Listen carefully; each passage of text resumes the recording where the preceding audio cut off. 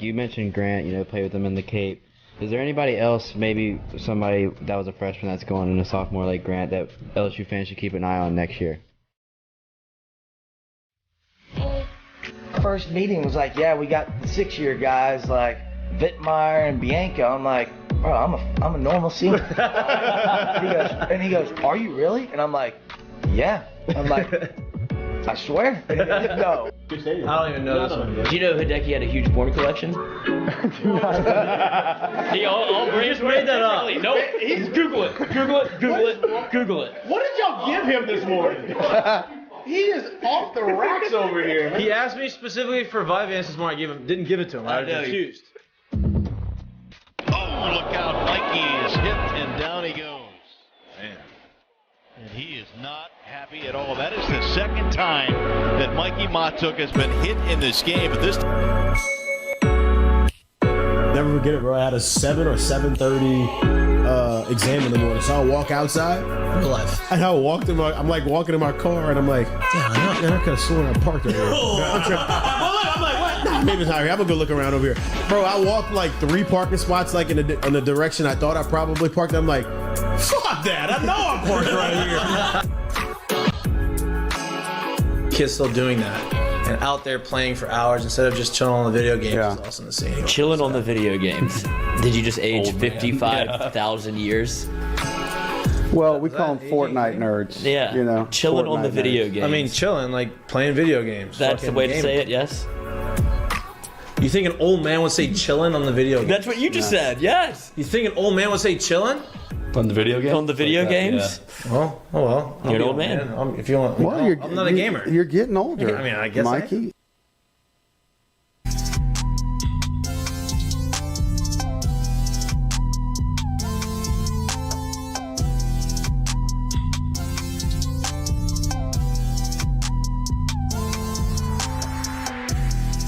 Hello.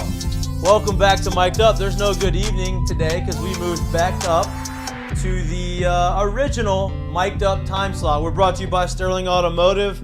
It's the eve of Thanksgiving. The eve of Thanksgiving is probably one of the best days of the year, right? The most dangerous holidays of all It is, time. yeah. It's tough. Listen. You go Stay back. in the house now. Don't you go out there. Yeah, you go You back. go check them streets tonight. You go back home. You go back home. The bars are popping. The restaurants are popping. Everybody's been gone, either living away, coming back to see the family in college, and you're all coming back, and you're seeing your old flames, old friends, old acquaintances, and they're all in one spot, and it's just you have the whole it's the holiday season. It used to be main squeeze that now we don't squeeze. Some side pieces maybe that are just sitting there, but it's a big day, and so we wanted to do graveyard comes back to life. Yeah. Hey, listen. There's some. Yeah. Okay. Well, there's some stories that we can go through there. Like, hey, what are you doing? Like, the last 5 years, every year you come back down to the eve of Thanksgiving, and then now you act like it's bizarre. It is bizarre. People changed tonight. People changed tonight.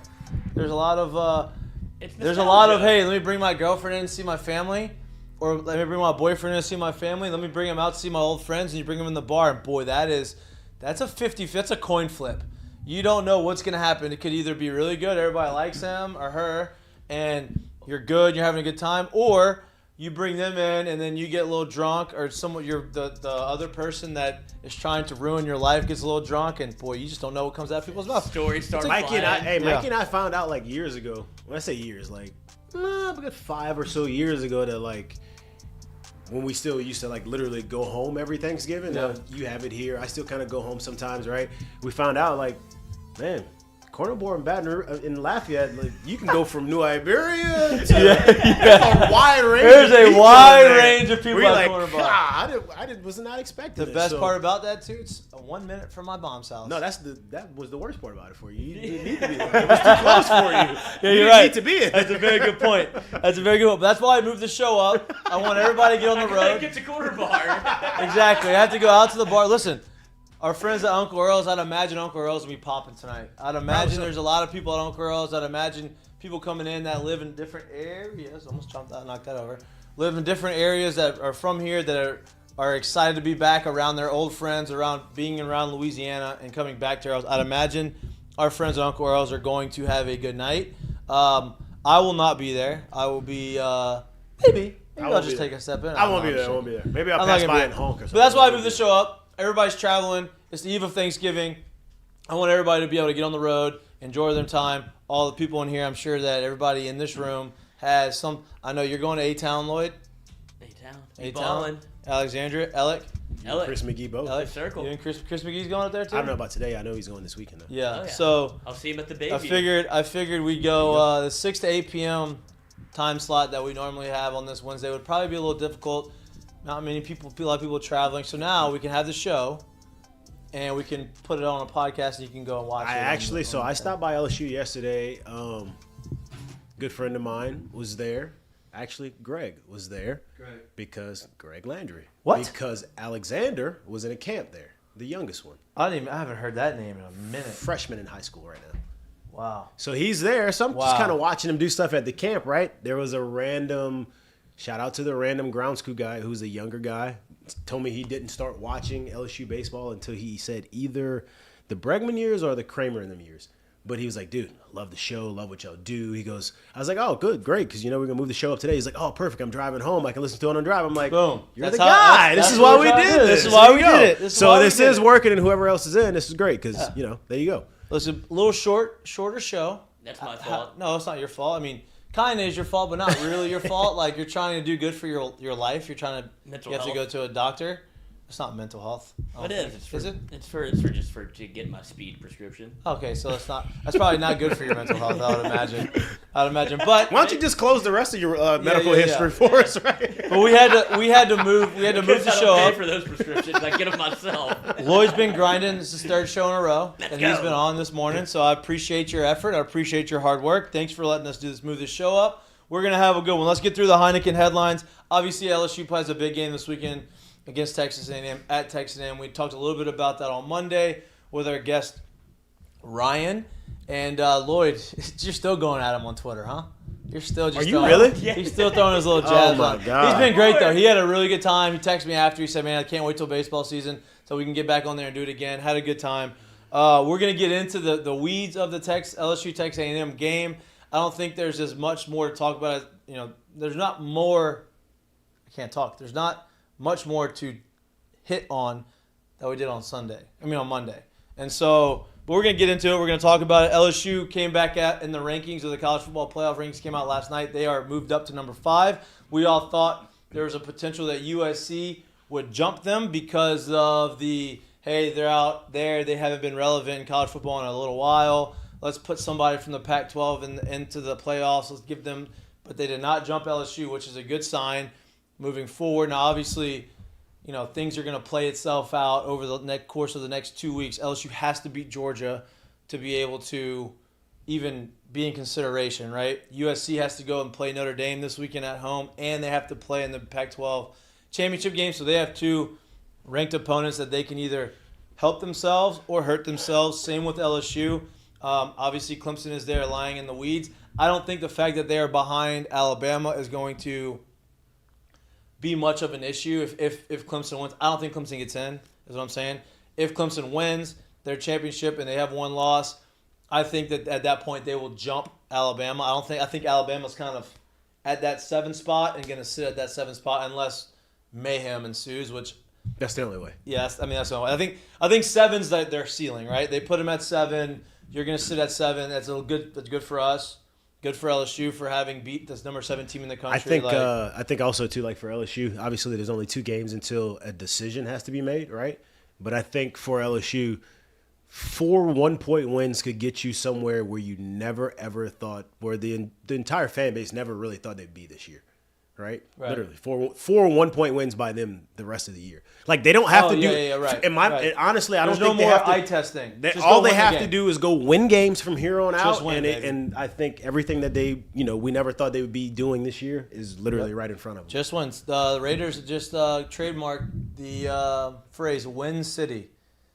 instead of Sin Sin City. City. It's Win City. They're not winning much. It's tough. That's tough to They trade should probably for. wait until like next year. Yeah, or just something. win, baby. Win City. They haven't been winning. You Let's gotta get to win. 500 first, huh? I don't think they're gonna get to 500 this year. But I don't know if that's gonna happen. We can't. I was about to say we can't talk a whole lot about that if you're a Saints fan. That's okay. Bet's still in play. There's still a chance. Bet's still in play. All I'm worried about is the bet, right? Speaking of NFL, nice day. Nice football day on Turkey Day. Oh, tomorrow. man. The You Turkey have days have been getting great. Buffalo at Detroit. Love it. Right? Detroit's hot. They've won 3 straight. I think that's the first time they've won 3 straight. I saw the stat. I'm going to mess it up in a long time.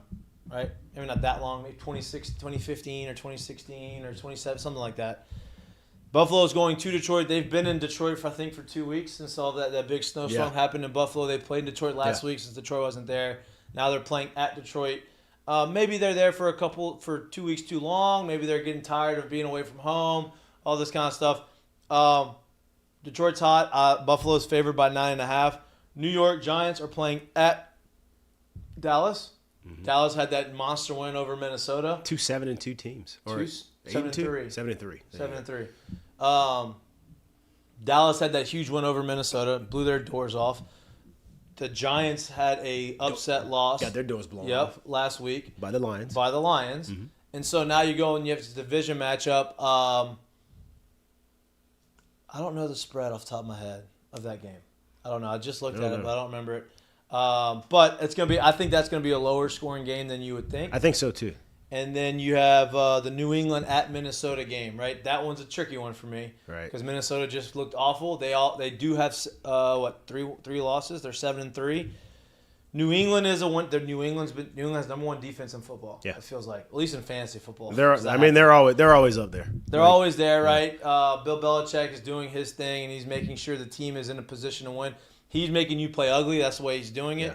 They go to Minnesota. Minnesota has to figure out a way to play better. But 3 games are going to be awesome. I already put the money on them. Me and Lo were doing that before the show. And show prep. Show prep. We're going to get into that. We're going to get in. I did a little look at you. That's what you're working on. I like that. Yeah, I like that. over here. I was doing look, I bet it was just a Turkey Day game. Parlay. I just bet the three Turkey Day games. I took the Bills at -9.5. I took the Giants, I believe, to cover. I think it's 8.5, I believe. I could be a little off.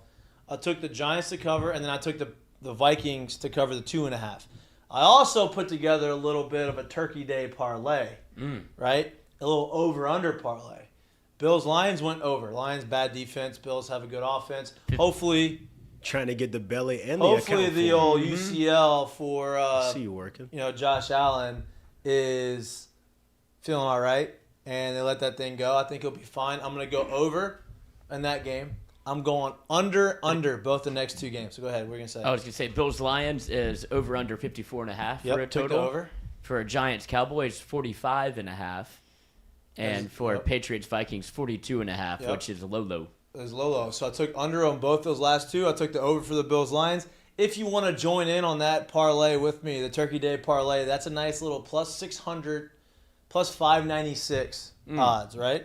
Now I know it's 3 parlays, over-unders. Maybe people don't like the over-under. Let's have some fun. You're going to get a lot of food. You're probably going to be hungover from the night before. Maybe you're drunk from that day, and you want a little nap. It's nice to watch something, have some gambling. Your crazy aunt or your crazy uncle is probably going to be doing something in the corner talking to you, or you don't want to do it. This is your way of, hey, I have some money on this game. I want to be locked in and out of nap time.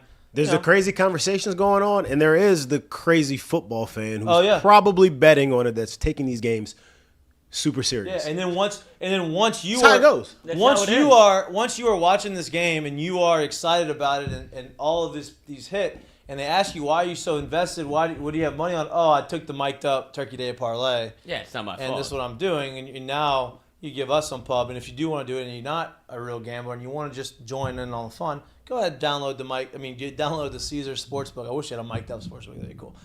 Download the Caesar Sportsbook. One thing at a time. Go download the Caesar Sportsbook. Use the promo code Mic'dUpFull and join us and have some fun. We have a guest coming on in 12 minutes, Tavion Galloway, top 10 tight end recruit, top 150 recruit for the 2024 recruiting class, 4-star tight end. he has been probably the biggest recruiter for LSU, right? Like he's signed or he committed. He's obviously 1,000,000% invested in LSU. This is where he wants to be. This is he's excited to be here, and he's trying to get everybody else to jump on board with him. The recruiting class continues to get better. Defensive end out of Baltimore is now a 5-star on 3 Sports. Now there's 3 that we have in this one recruiting class for this year. Tavion Galloway is coming in next year. We're gonna have a conversation with him. He's a fan of the show. He follows the show. He comments a lot on Twitter. He interacts with us on Twitter. We've been trying to get him on. Schedules haven't really meshed, aligned because of he's in school and he's doing his thing, and he's in high school, so it's not as flexible as. I don't know, man. I feel like it's a pretty big flex if you're in high school and say, hold on, I have to step out, I have to do this interview from, signed with LSU. Yeah, but I don't think that's how that works in high school. They're off of school this week. Yeah, they're off of school this week now. That's why. Oh, no, but I'm saying, I'll just imagine that there's probably a world where somebody's been like, oh, I have to take this. And it's like, what are you doing? It's like, I'm doing an interview. And they're like, they go for the PA system and they're like, Tavion to the office, please. Like, ooh, it's like, actually, this is about to be cool. Yeah. I'm not in trouble. Love that. That would never happen to me. That's a little flex, but it's fine. I've gotten that. You get that. You get the in your class. You get the, hey, can Mikie Mahtook? Yeah, can Mikie Mahtook show up or come to the? They usually say the athletic director's office. Oh, I thought they said the principal's office. That was me. Come to whoever the athletic director. Just to the office, dude. Like, and you go and you look around. Who's here? Who's here? And you go and you just talk to him, and nothing panned out. I big league the last time that happened. I big leagued it. I don't remember any of that happening. You were sleeping. I was sleeping. I checked out of school. I just remember getting kicked out of geography class a lot my senior year. Mr. Collins wouldn't let me go to class, man. He was like, "Get out of here." He was a good dude, though. I like him. Why did he kick you out? I don't know. He just told you you need to go to school? He said he would literally put his leg in front of the door and be like, "Get out of here." I was like, "Mr. Collins, what you mean?" So you didn't have to go to school? That's good. We're not telling everyone that, okay? But I am telling everyone that. Nice. If Mr. Collins is listening, I really appreciate it. He was dope. Yeah, that's nice. That's nice of Mr. Collins. I appreciate that. I just had one teacher that liked me. Miss McKay. She would let me sleep every day in English, but she made me sit in the front row, and then she's like, you can just go ahead and put your head down. I was like, nice. That's the best way to handle me. That's nice. Otherwise, I'll just be a distraction.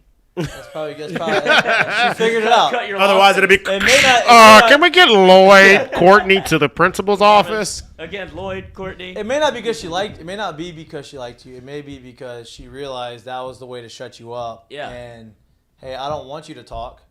So we want to be productive today, so just go ahead and put your head you down. sleep, kid. What do you got? What do you got 15 going on other for kids in Thanksgiving? here. I'm gonna go back and see the You going my to the family. Berry? Yeah, I'm gonna go back to the B. The Berry? Yeah. What about you, Jackie? Little family dinner in New Orleans. Ooh, Nola, where y'all going? Where you going? Desi Vegas? I have no idea. I just get in the car and go. Yeah, just you along for the ride. Desi Vegas. You got a big. It's nice you can have a little break now, right? Like You're going to Roots, Chris? You've been grinding in school. Yeah, we have 1 week and then finals. What you been grinding on? Thermodynamics. See, that's something I want zero. I don't even know if I've ever seen that class on the syllabus. Like what? Like what? No, I don't even know. Where is that class? Thermodynamics. It's in the big auditorium in Turret Hall. Terrell. Yeah, walk by there. I walked by Terrell. Walked by it. I walked right on by Terrell. Walk right on by that building. There. Walked right on by. I remember seeing that there. Look at that building. I wonder what it looks like I inside. wonder what people are doing in there. What are they doing in there? I never know what they're doing in there. Is this the last Egg Bowl for Ole Lane there at Ole Miss? I mean, it seems he's like jumping ship from the Egg Bowl to the Iron Bowl. It seems like the way he Big is bowl talking and what he's saying and Big all SEC these things. Guy. It doesn't seem like it kind of seems like he's not going to Auburn, right? Doesn't it feel that way? That's my. I think this is the game you got to play. I just think he's better at it than most coaches. Right, but I feel like he's coming at the guy who made the accusation. Yeah, accusation. Who made the prediction or said that? But maybe he's got that Tom Brady mindset where it's like, hey, you're not gonna call out my news. I'll call it out. Right, I get that. But he's been in the news for the last 2 years. Really, about where is he going to go? He came to Ole Miss, and then is he going to leave Ole Miss last year because of the 10-win season?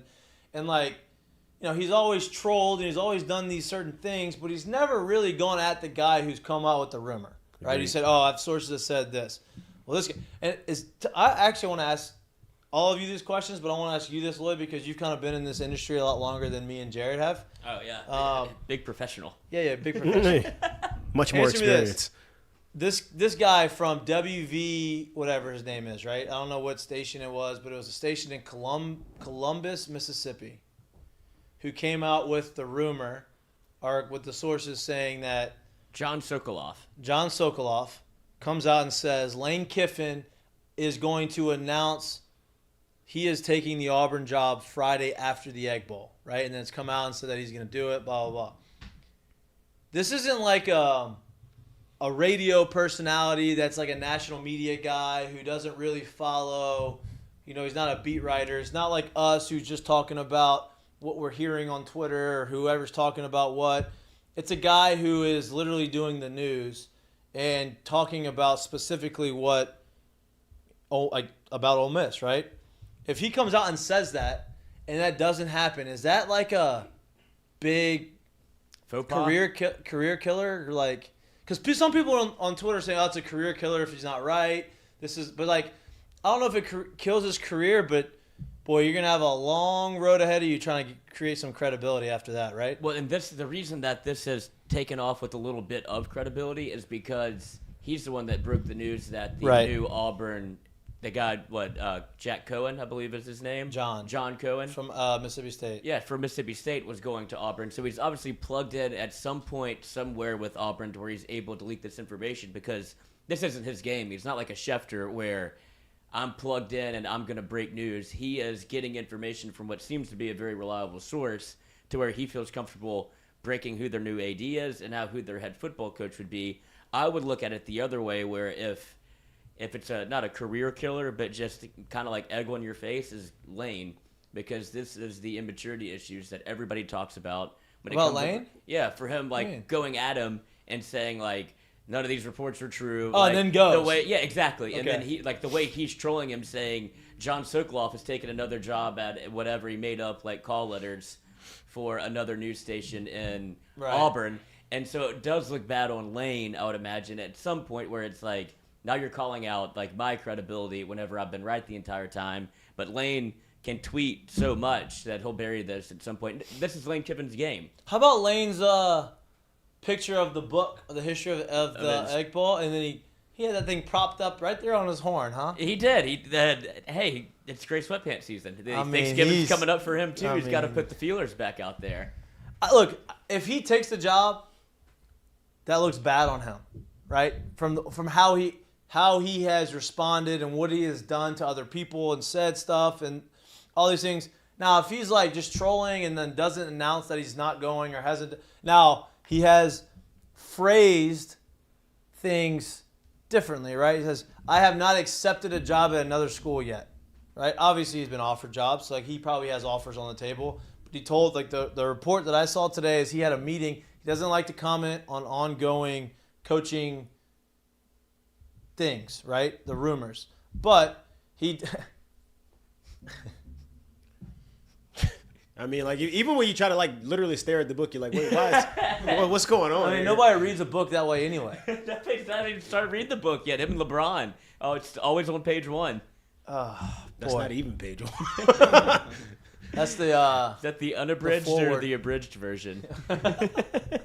But he said he doesn't comment on this. Well, he felt like the need that he needed to have a meeting with his team, tell him that he's not going anywhere as of now. He hasn't accepted a job, but I would imagine that he does have offers on the table. I don't know if this is his way of just getting more money out of them or what. But I'll say this. It's a wild deal. Obviously, all this coaching stuff in the off seasons are always wild. What do you mean off season? During season. What do you mean off season? It's gonna happen during start when? Like Sunday, maybe. Yeah. I don't know if he looks bad though. If he actually takes the job though, in the sense of like. We don't know what he's going to walk into recruits' house telling them like after. No, I know, but I'm talking more about how he responded to the guy who came out with the article. Well, it is premature. Like if you don't have what's your source? Right. It's kind of premature. Like right. if you don't actually have a real source, like you shouldn't be saying stuff like that, right? Like if it's not confirmed anywhere and you're the only where you get. Yeah, I guess Lane doesn't give a shit about how he looks bad or not. Right. That's the kicker. It's Lane Kiffin. He doesn't give a shit. Yeah, he doesn't care. He doesn't care. But I wouldn't mind. Like if I knew I was like, just think about it this way. If I was Lane and I was in that situation and like literally it would say it was me and you who were the only two people that knew about this, and somehow you told someone like, "Hey, this is pretty much gonna happen. Like, it's a handshake, it's a done deal, right? But it's not out." And I knew it was just me and you that knew, and then someone tweeted about it. I'd be like, "Wait, where are you getting this from?" It's not like I kind of have the same feeling too. Like, I know it ain't out there, right? Yeah, Mike ain't tell anybody shit. Like, and so, I've only told one person. And if he did tell someone, like, I know he's not telling it in a sense of like, "Hey, it's signed, sealed, delivered." Like, the paper's already here. So like, where are you getting this from? You should probably wait until you have it signed, sealed, and delivered. Yeah, it feels a little bit like he's calling a shot, but it's a little. I think your analogy with the Schefter thing was spot on. It's like, I know what's about to happen. I haven't confirmed it with anybody, but I'm going to put it out there. Right. And it kind of ruined Tom Brady's life. Right. But I don't think that'll happen to Lane. I think Lane. There's been a lot of rumors out there about the Nebraska job. That's what I was about to say. Tom Brady's taking it? No. Yeah. Tom said, "All right, I'm done. I'm gonna go coach college football." Boy, that was. But there's been a lot of talk about the Nebraska. One, because they love football up there in Nebraska. They haven't been relevant in a long time, and apparently, they have a top 10 collective out of all universities. Right? Like, apparently, they have a bunch of money there just waiting. This is what I remember when we talked about the NIL stuff, and I told you, like, the way this thing is right now and the way it's going you're going to have a team in the East Coast that just pops up out of nowhere, a West Coast team that just pops up out of nowhere because they've somehow put a bunch of money together. And it's going to happen. Like, that stuff is going to happen. And I know some people are saying on Twitter and on social media and stuff, like, hey, maybe this is kind of like a smokescreen. Like, but I'm like, why would Lane go to Nebraska from Ole Miss? You know what I mean? Why would he leave the SEC? But maybe he goes there because he said, hey, maybe I can just take the Big Ten by storm. I'll have the resources. I'll be able to do whatever I want up there. They're waiting for a winner. I don't know. I don't know if he's going to go up there to Nebraska. It's 100% a smokescreen, but it's one that is so useful to him to even pull more money out of the situation. I mean, shit, maybe. Even if it's not for him, maybe you'll be able to get someone to be like, hey, look, you need to pay more. I think if that would be a good spot for Deion. If Deion's talking about going to Colorado or some of these other schools, USF, like, shit. Nebraska's probably better, but definitely is better than both of those, right? Yeah. And if they have the money ready to be being spent on recruiting and NIL, like, why not? Did you see the Matt Rhule interview yesterday? Yeah. What did he say? I did. What do you think about that? What did he say? He seemed very endearing. He seems like a good dude. He seems like a nice guy, but like. What did he say? So basically, he said, he talked about his shortcomings with the Panthers and what he felt like he wished he could go back and do some things differently. He wishes that he could go back and be himself, right? He's like, I wish I could just be Coach Matt instead of changing the way I did things. I'm thinking, like, why would you change the way you've done something after you've got, like, the reason you got this job is because what you've done. Why do you feel the need to change? Happens a lot. It does from different, like, I mean, look at professional guys that come up through the minor leagues in baseball and they do something one way and they get to the big leagues, they feel like they'd be somebody else, they don't play. That happens, right? Well, he was talking about that, and he was talking about, hoping that he can coach again, hoping he gets another opportunity. And he was very endearing and he's very open. He was very, seems like he was very genuine about some of the things that he was saying. So, I would imagine he's going to get. Whatever. Chip Kelly got another shot. He's definitely gonna get another shot, but I would imagine he's gonna get some pretty big offers. Well, that's what I'm saying. Like, Chip went back to a huge college too. Like, is he in there? I would imagine that's gonna happen. He said he's running a little behind because of practice, but that's perfect. But he's getting it together. Yeah, tell him to take his time. We got time. Yeah, but I was gonna say about the Matt Rhule thing. There's two ways to look at it, right? Where it's he's out in the media and talking again because he's not getting offers and he's trying to put his name like, look, I'm ready to go coach again.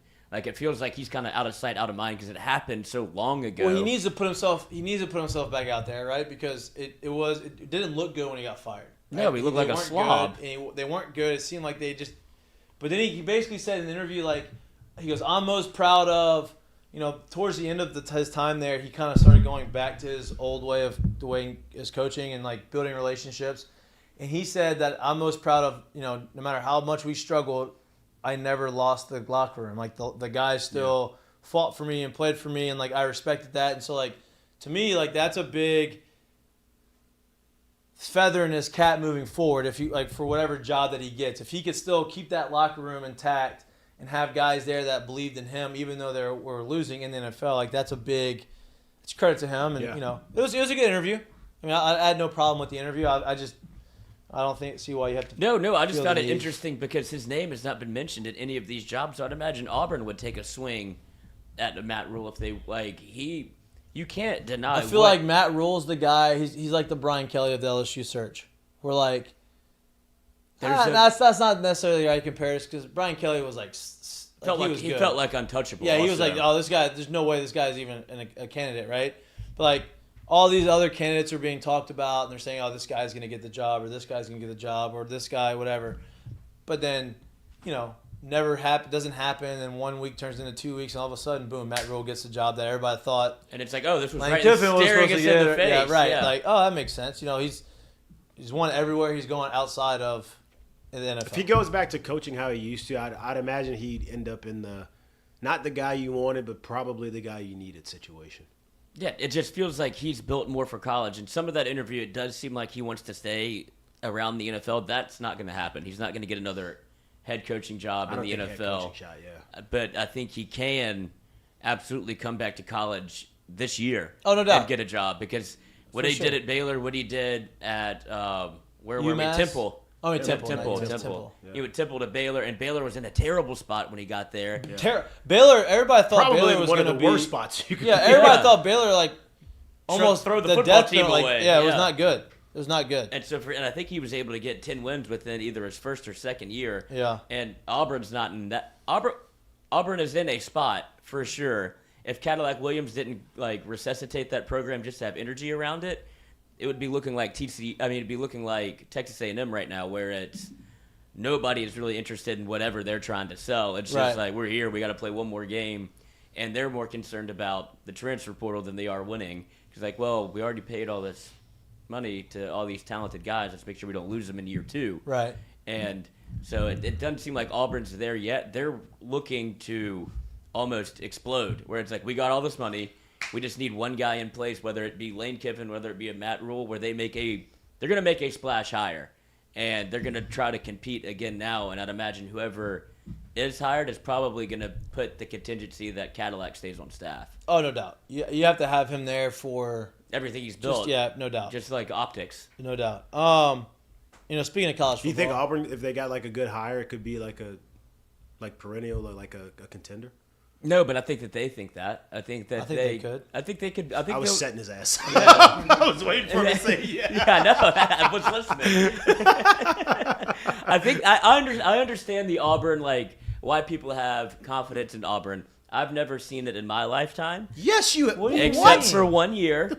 I was about to say with Cam Newton. No, you've seen it more than that. They've what had are you 10 talking wins about? more times than that. Yeah, and Gus Malzahn. That's what I was going to say. They've had 2. I've seen it. Oh, you don't let me finish. I was going to say, but it hasn't been consistently Auburn is like the boogeyman. I've never had that feeling as an LSU fan. It's like, oh, shit, Auburn's on our schedule like I have when I have an Alabama or even Florida when they were right. Where you're like, fuck, we have to play at Florida every year? Well, how do we I'm get gonna be that honest with you. matchup? I'm gonna be honest. From my opinion, my time here, it was the Floridas, the Auburns. Obviously, when Nick got there, it was like, oh, Yeah, shit. that was immediately. You're like, all right, that's this what is killed. You were killed Auburn. Well, you were like, all right, this is definitely about to turn around at Alabama. But it was the Floridas, the Auburns, the not really Ole Miss. You knew Arkansas was always a good game. Arkansas was solid, yeah. Not that you ever really thought they were really good. You just knew there was always going to be a good game. Georgia. But you didn't play Georgia we didn't all play the time. Georgia every year. We played Florida from the East every year, but we didn't play Georgia every year. So, in my opinion, Auburn was the one that was circled hey, this is going to be a good game. I'll tell you what. Yeah, everybody good game talks for about, sure. everybody wants But to we talk thought they were about- contenders. We didn't look at them the same way we looked at in Arkansas. Right. Where you're like, hey, we're going to get everything they got, and it's going to be a barn burner. You were like, Auburn's a good team. It's going to be a good game. Everybody talks about when you talk about the SEC. Oh, you only got Alabama, and Alabama's a team that always. You realize going through what you just said right there, right? Man, when I was there, it was the Floridas, it was the Auburns. Arkansas could bite you. Maybe, but then Alabama got good in 2008, and you're like, man, there's really only... Now, you talk about, right, by having Nick Saban show up in the SEC again, and by what he did in Alabama, and having that dynasty and creating that success, what did that do to everybody else in the conference? It elevated everybody else's game. Hey, look what Alabama's doing. Nobody can beat them. We have to chase them, so we need to do the things that we need to do to be able to compete with them. And LSU did certain things. Georgia has basically taken over that reign of like, okay, you seem like they're the next in line to like have that dynasty. What Kirby Smart's doing. Florida had their run. Obviously, you have Ole Miss doing things. Tennessee's doing things. Now the SEC is perennially the best conference in the country. But in the mid-2000s, it was always very good. Yeah. Always very good. But I think they've taken that next step because of what Alabama has done and what Nick Saban has done there, and showed them, hey, this is the path. This is how you do it. This is how you sustain it. And if you want to catch me, come and get me. But you're never going to be as good as I am. But everybody else elevated their game, so now that gap has closed. Which so you can hate Alabama, you can hate Nick Saban all you want, but that was the best thing that's happened to the SEC. I would say because like my memory of it was you got late '90s, you had Tennessee, who was unbelievable at the time, right? Georgia, who was unbelievable at the time. And then you also had really late 90s, obviously early 2000s, where Florida came into the picture. Yep. And they were unbelievable. So you still had the Tennessee kind of feel of it. You still had the knowing like, hey, they could be good. I know by the time I got there, they were starting to go down. Right. But you were like, hey, they could be good. You had the Floridas. You had Georgia. It was that side of the conference that was good. And then obviously Nick came here and wins one. So then now you're like, oh, LSU's for real. Yep. Alabama was kind of down at the time. He goes back to Alabama. And now I think it's literally, like you said, raised the entire conference to where whether you were kind of there, never really there, everyone, America's a copycat place, right? You see success somewhere that's sustained success, and everyone chases what is the model of doing it that way. Well, the model has been for a while what they've done at Alabama, and so everyone knows, hey, to be the best, I want to beat the best, so they come to this conference, and that's kind of what it's been. No doubt, and it's been good for the SEC, and I know we talked a lot about, we're talking about success and sustained success, and we talked about the college football playoff, right? Obviously, that's all about success, and that's all about winning and doing things. LSU moved up to number 5, right? That was the big debate. You look at you watch the CFP show, and it's like, well, all right, let's just put the top 4 up there already because we already know who they are, and then the drama's at 5. Yeah, the drama's at 5. Well, the funny part is they even did it the opposite way. Like if you watched it, it was they like go 10 they went to 25 to 7. They stopped and they said, "Hey, we'll go 1 to 4. down to 6 now." Right. And so then you got 5 and 6, and it's like, listen. I think it's nice that LSU is 5th. Whoa. Little. You see a little behind the scenes there. A little camera automation. I'm not looking at porn. Thank God. I am looking at, sorry to derail the conversation, but now that we're here, how many head coaches do you think there have been in the SEC since Nick Saban joined? What is there, 12 teams right now? Is that right? Since he joined in 2007. How many coaches have been hired and fired in the 62. SEC? Wow, 52. Wow, it's pretty close. That's pretty good. That's a lot, man. That's a whole lot of coaches. But that's when you say it elevated everybody around him.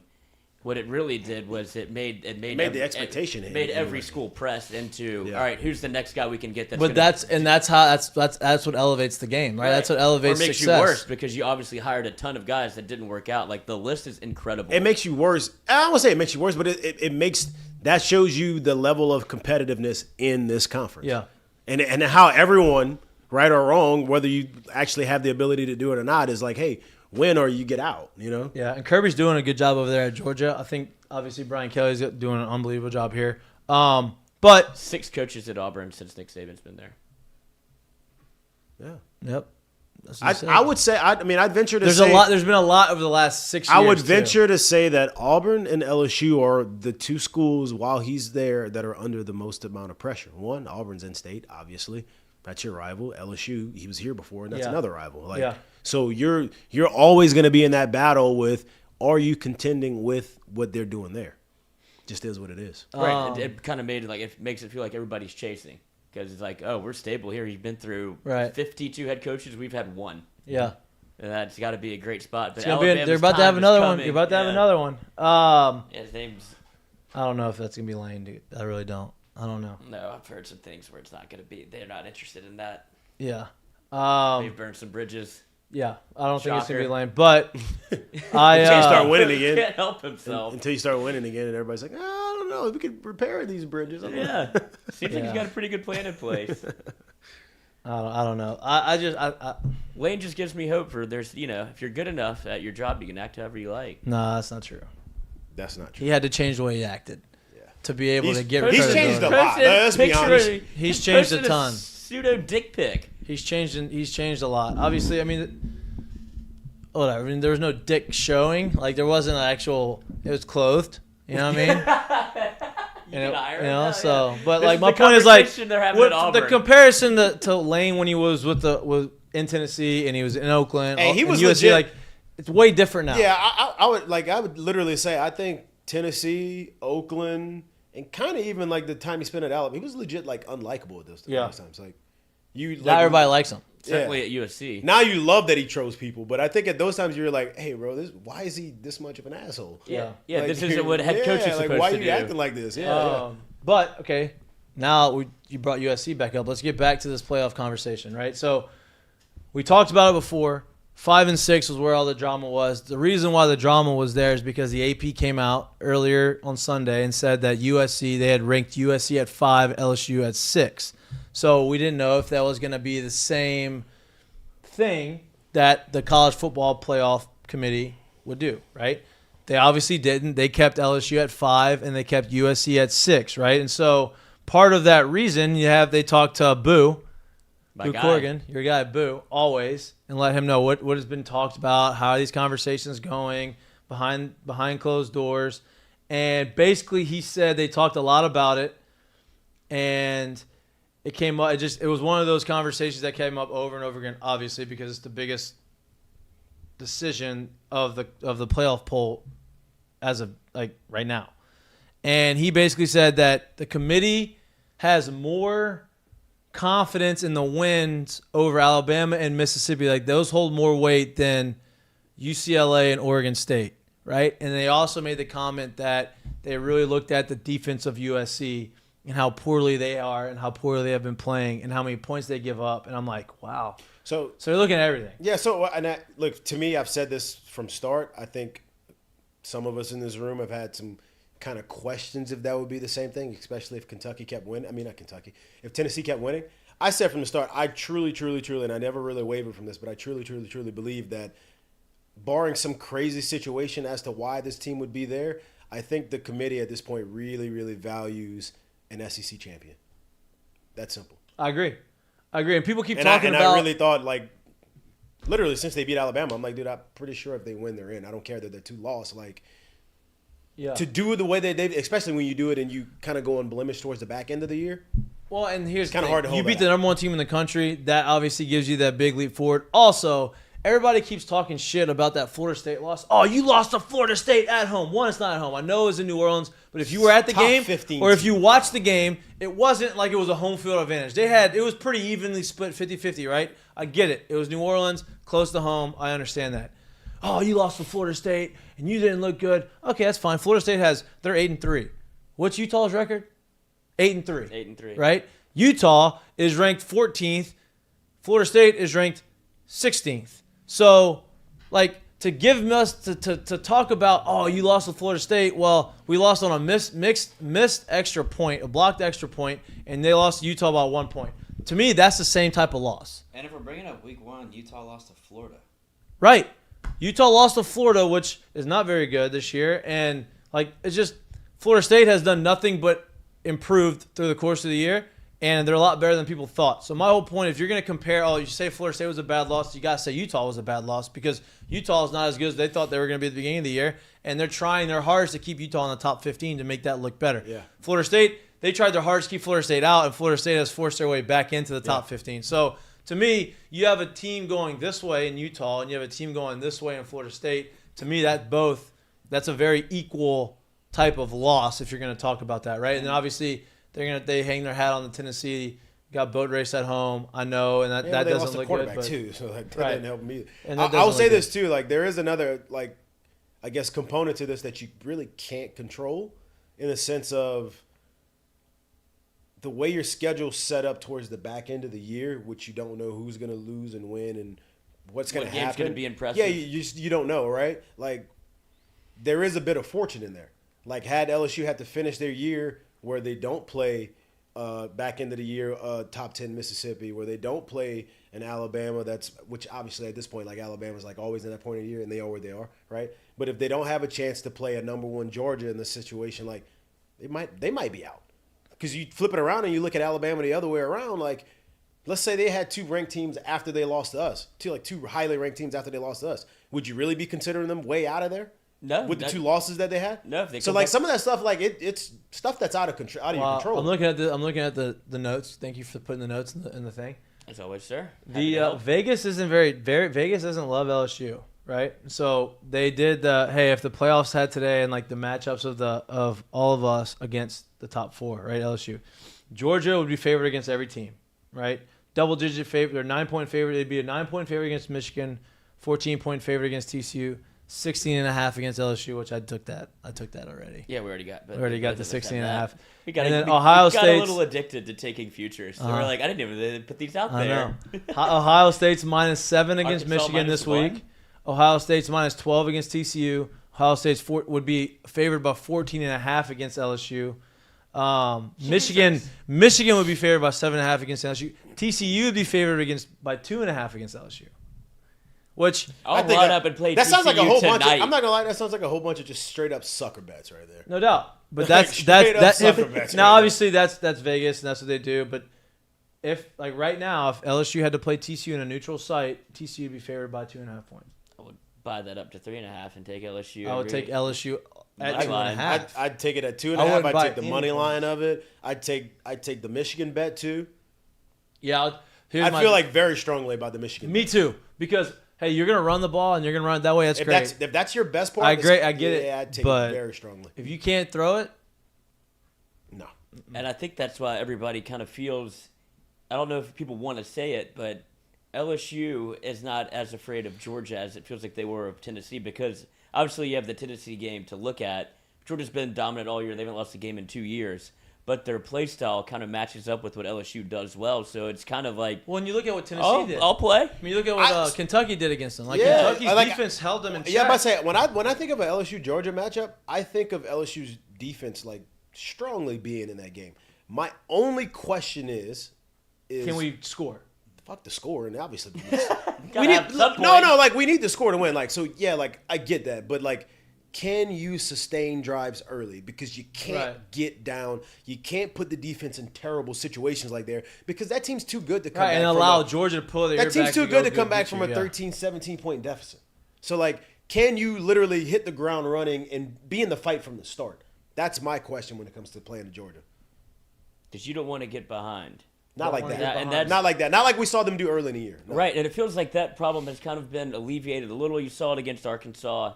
But you know it's there. That's the only thing. That's the only reason why you worry about it, right? But I think you could even alleviate some of that this week against A&M. If you let them hang around, they want that to be a game. Obviously, they're not totally checked out, but you can make sure they're totally checked out if you start fast against A&M and be like, y'all season is over. You know when they'll check out as soon as the fans get a little quiet and you see a couple people down the aisles walking out. A little turnover. The boys are literally like, man, my bag's packed. Like I'm ready to Where go am to I the crib. Yeah. Yeah. It ain't gonna be living in this crib for very long. I might be back on the road. When's my last final? And then Harold Perkins committed to A&M. You don't think he has a little bit of little say so in this game? Oh yeah. I'm taking a little sidestep. Don't love that Coach O is at Notre Dame doing the little rah-rah, hoorah stuff, because it seems like every time he goes to the school to give them motivation, they lose. Well, need them to. Hey, he's stuck in the middle. If he's over there giving them the fist pumps, we gotta go. He's a big USC guy. Yeah, and he was a big LSU guy. I'd imagine he's gonna be at that game. He's worn both of those colors. Yeah, I'd imagine he'd be at that game. I think he needs to chill with all that shit right now. He doesn't know what to do without football, and the story of him going to Sean McVay's wedding, just like, I don't know if he really went to his wedding, but he was at the pool where like McVay's like pre-wedding party was. Yeah. And he was just there. He's like, oh, I wonder how, like, what are y'all doing here? Why is getting O married, here? Coach. And McVay's like, get married. And they're like, oh, I didn't know you ran with O. And he's like, I've never met him in my life. And Oh, really? He said O that? was there, was just dapping up. Like, he knew some of the people, but he doesn't know McVay at all. But O was just there, not for the wedding. He was just hanging out by the pool. Yeah, he was already there. Okay, I respect it. So O's been living his life, and he can't stop finding the camera, which is great. The camera looks for him. Oh, yeah. Well, he does. He makes it hard for him not to He's see like him. LeVar Ball. He kind of is. Boy, how about They that? just keep That sticking was a camera in front of his face right now. Like, you'll say something crazy. Go ahead. That was Here. a 3 Let him year. go. That was a 3-year stretch of LeVar Ball. I'm like, damn, can we get this guy? Oh, it was nauseating. And now you don't hear about it anymore. Thank God. I felt bad for his kids. I'm like, let's get this guy off of TV, man. dude. Like, And they kept going back to the well. too much. What's on the docket for today? We can get LeVar. Like, no, I bet you can. Oh, we can definitely get him. Yeah, everybody can get LeVar. Let's get somebody else. You think Michigan has any shot this weekend?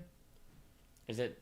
Where is it? Wait, but time out. Wait, you just said something. at Ohio State. You just said something about needing Notre Dame to beat USC. Why? They just showed you that matter. I'm not saying need to because it's not the end all be all. It would definitely end the talk. It would take the debate away. But then they don't want that. Who cares? Let them talk. It would take the Yeah, debate let them away. talk it. I'd love to see him pissed. Like let him. Well, let him if USC, I mean, we could play the hypotheticals all day. If USC loses and LSU loses, Alabama's not getting in.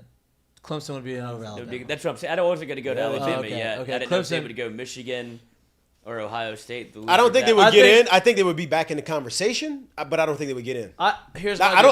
What I've seen, I don't feel like the committee likes Clemson at all now for their body of work. If USC loses, right, and they have 2 losses and they get out, right, and let's just say LSU loses, right? Let's say we just don't win, we don't beat Georgia, and now we're out, right? Michigan has a loss, assume probably, right? Michigan, Ohio State, one of them have a loss. Let's say TCU loses in the Big 12 championship game, and they have a loss, right? So now you have the 2 teams that are for sure in, Ohio State and Georgia, right? Both undefeated. Then you have 2 spots open. The Big 12 championship, Big 12 champion is not going to be TCU if they would lose that game, so they're probably going to be out. And then you have Michigan who has a loss, right? Let's say the Michigan-Ohio State game is tight. It's a good game. They played really well. It comes down to the last possession. Their Heisman Trophy winning quarterback or runner-up last year takes them down. They win the game, whatever, right? Okay, Michigan fought hard. They played really well. So now they have that 1 loss. They didn't win it, right?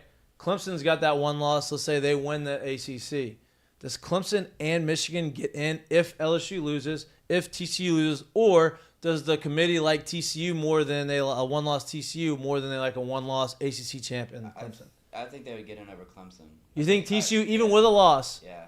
See, I don't know. See, yeah, I don't know about that one. I do think you're saying this though. More ranked ones than Listening to the show last night, I do. It seems like they're trying to do that, right? Listening to the show last night, I do truly get the feel that because they didn't even really talk about it much. I do get the feel that they feel like if LSU wins out, they're in, right? But I do get the feeling that let's say LSU wins out and they get in and they beat Georgia. There'll be 2 teams. There'll be 2 SEC teams in there.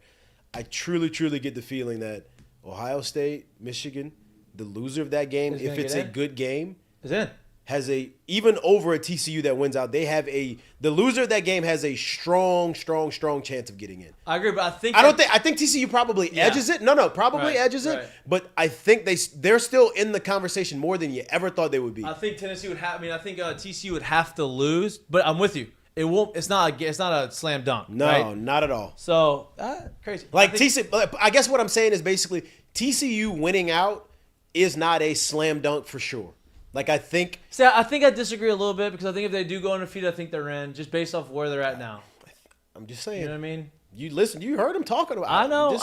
Would they be the first undefeated team to not get in the playoff system? I don't know about undefeated, but undefeated Power ranked 5. this high, Undefeated Power 5. Yeah. They would 100% have to be the first team that would be a top 4 team, and then all of a sudden fall out of it with a win. Yeah, Auburn is the only school I can think of that went undefeated, but that was BCS era, not. What's the? Well, we can't say undefeated. You have to. What we're basically talking about is teams that were like ranked that high towards the back end of the year, if you will, and got voted out, if you will. Right. Yeah. That's not what it seems to be. I don't think that's their MO at all. I think it's. Last time LSU and USC had the neck and neck debate was 2003. USC tried to claim half the championship. Yeah. They had Pete Rose bet on baseball that day. Have you ever seen that? I mean, I'm sure you've seen the LSU's the One Sports Illustrated cover. It's got they had 3 national covers that day. Obviously, one for the South with the LSU. LSU's the one with Justin Vincent. Then they had a USC cover for the West Coast, and then the Midwest had the Pete Rose. I bet on baseball, and then it's just like what a news day for these folks. Big news day. But I am saying this too, and like I guess the scenario I just brought up too. I think I really do think that they're keeping that Big Ten loser in the conversation, in the sense of I think they're all expecting LSU to lose, which would open up that fourth spot. Right. And then you get the Ohio State-Michigan rematch. I mean, they're giving LSU a 16. I mean, they're 16.5 point dogs. Yeah. You know what I mean, like I don't think people are. What's Ohio State-Michigan? What's the spread? 7.5.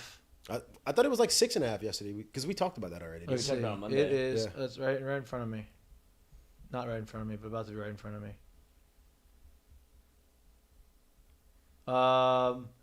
Michigan.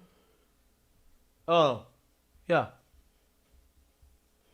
Michigan, Ohio State. Oh, they don't even have this spread on here. How is that? What kind of bootleg site you on? Yeah. No, this is just. Ohio is -7. Yeah, I got it at 7.5 over here. It's -7. Over under 56.5, not as high. Opened up at 61.5. Is the running back for Michigan going to play? They don't know yet. He still doesn't know, huh? Yeah. I would imagine to some. Yeah, I would think he's playing, but they don't know yet. What do y'all feel about this weekend? Kind of like it. This is a weekend. The closer it gets to the game, the more I'm like. The more you want to watch games you never really were that interested in before. I'm talking about A&M. No, I definitely want to watch that game. I know, but I'm getting. He's talking about his gut feel. I think that we're gonna win, obviously, and I think that we're gonna cover. But like it's one of those weeks where like the closer it gets to the game, which I think is good. I think it's good because I think if I'm feeling this and a lot of other people are feeling this, I feel like the attention the to team details is feeling there, it. Yeah, right. So like. But I'm like, damn. But I still think they're gonna when I say A&M's gonna play like a good game. Me too. But they're talented, man. Like they're talented. This is the last hoorah. Like imagine being a fan of that team, and that's what they keep telling themselves every week. It's like I know we're good. Like I know we have good players, and we keep losing. Denver Harris is out again. He's suspended indefinitely. Oof. Another. Maybe we dodged a bullet with that one. Well, we're about to have to see if we want to get shot out again. I'd imagine he'll be in the portal because he's not playing at A&M. So I'd imagine that the reason he has been out for so long is because I'm not playing here next year. You might as well suspend me for the rest of the year. And then they had another D lineman also suspended for the LSU game. He got caught smoking weed on November 19th. In the locker room? No, I think just like a normal way. Just the normal way. What's the normal way? Not in the locker room. In your car.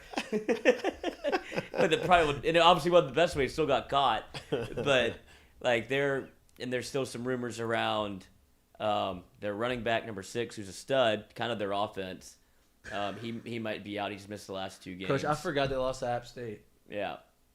What a bad year they've had, huh? It's just as bad as it can get. 6 straight SEC. 7 losses. 6 straight. They've lost 6 consecutive SEC games, and they lost to App State. 7 losses. And they should have lost to Arkansas if KJ Jefferson doesn't try to jump over the pile from 8 yards away. The ball gets knocked out. Defense picks it up. Yeah. Well, and they missed a field goal. Yeah. Yeah.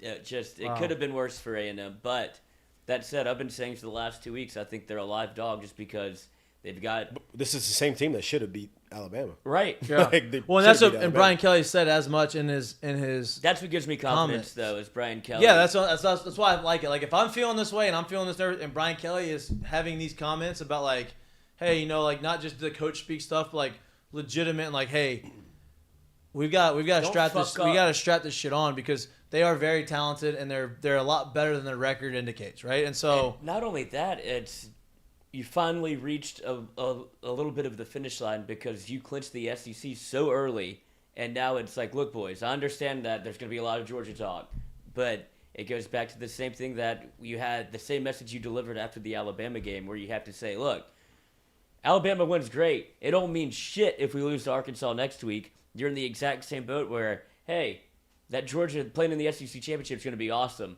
but it won't mean a thing for what we want to do if we lose to A&M this week. Like, the goal being that far out in front that early could have been a disaster, but he turned it into like a motivational tool, which is how you would like. Obviously, that's what you would want a coach to do, but for the players to buy into the message is what's been more impressive. I agree. I would imagine too that like Alabama win happens, and he's been stressing literally, if you win, you are in. Like you have to go out there and win week. Like not as a pressure point, but like everything you wanted to do. That after 1 loss to Florida State, thought was gone? That after 2 losses, you thought you didn't have a chance to do anymore.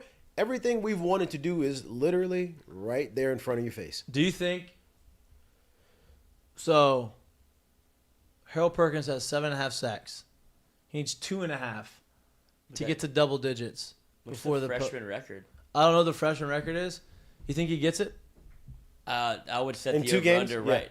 No, I'm talking about just in this one, like regular season. I mean, obviously, the postseason stats count. I'll say those count, though, right? I know they do, but do you think he can get to 2.5? He just needs 2.5 this week against, because Weigman doesn't really run. No, he can move a little bit. Is it Weigman or Wegman? Wegman, W-E-I-G-H, I believe. But we were talking about this with Caskey a little bit.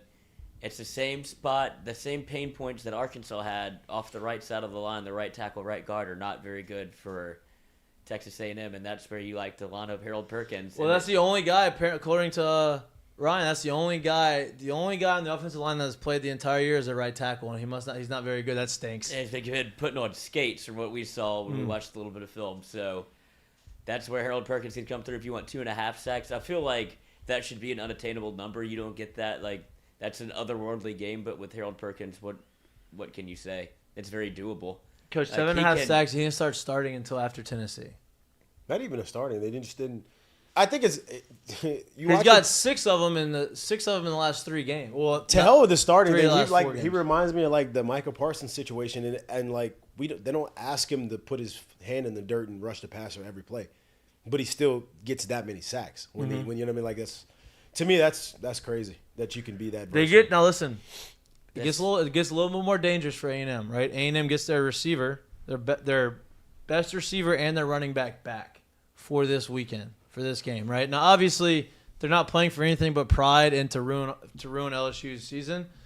That's what scares me the most, because when you're doing that and you ain't got to worry about anything, bro, you play loose, you play fun. You're like, hey, this is it. This is the last thing we got. Hey, same thing for Jimbo.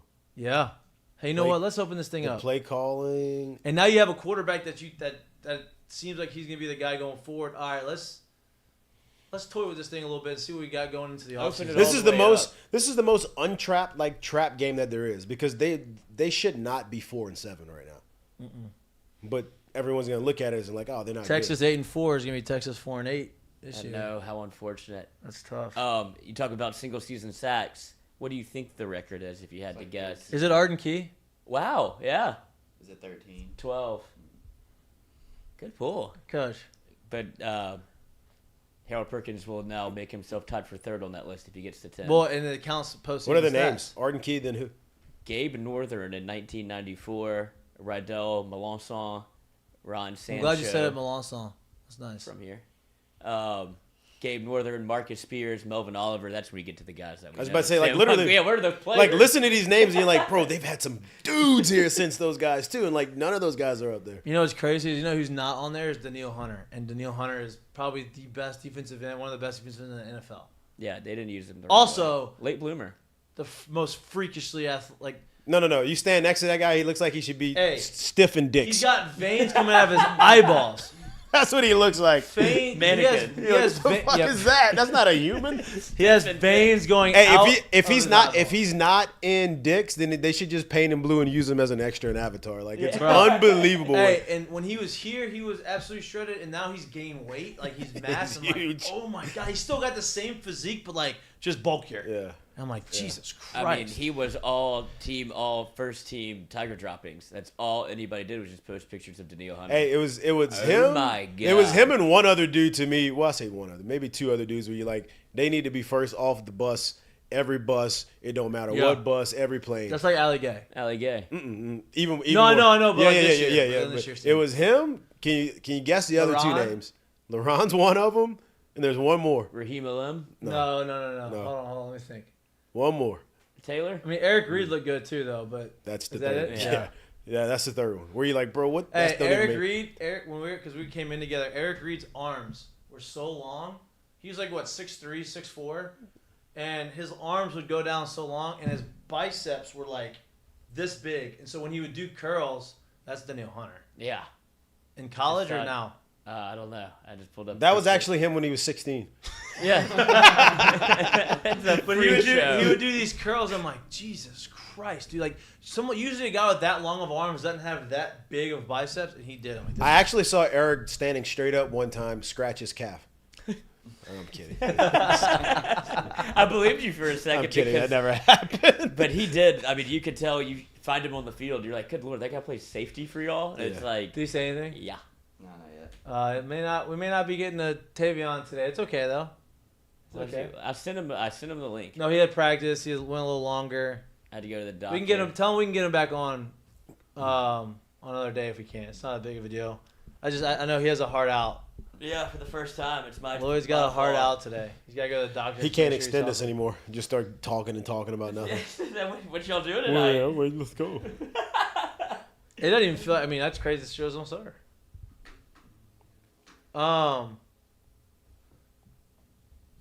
What games do you want to bet on this weekend? I'm about to look at our friends over at Scores Caesars. and Odds for the lines Well, to see that's what's. not our friends. Wow, well, I got to see where the line changes. Caesar's my friend when it's time to place the bet, but before that, I would be a fool to go willy nilly in there without any. So I imagine Vegas thinks that Josh Allen's playing. Obviously, I heard today. First of all, I do need to put in an LSU bet because I'm probably going to put in LSU A&M because we after hearing some things off the record of how they talked about how some players talked about A&M. It feels like LSU's in a good spot. What did you hear? We gonna whip their ass. I love that. And he said it just like without even thinking about it, and I was like, oh my god, like they're locked in. Yeah, they're ready. So that's all I really needed to hear. That was said publicly? Not on the air. Okay, that's what it was somebody that comes through here. I say, love a nice good bulletin board material. Wow, we just hand it over to them. The spread at our friends right here at Scores and Odds is 9.5 for the Cowboys-Giants game. Wow. And the Cowboys favor, right? I will. Man, that's big. I know. I might be a little bullish. These are two teams that, honest to God, I've never probably bet on in my life. Who? I've never bet on either the Giants or the Cowboys. I've bet against them a ton, but I've never had enough confidence to bet in. I bet on the Giants. I bet on the Cowboys last week. They didn't win. Yeah, see, it's just those types. Wait, what? Last week or the week before? Last week I took them to beat the Lions. I took the spread. We do an Egg Bowl tonight? Yeah, already. No, it's tomorrow. Right. It's tomorrow. It's Turkey Day. Turkey Day. I took Ole Miss -2.5. Let's see. Wow, it went from 5.5 to 2.5 because of the Lane Kiffin news. I'm not touching the Baylor Texas game. Actually, I do. I think. Do I want the over in that game? Which one? The Baylor Texas. What's the over under? 55.5.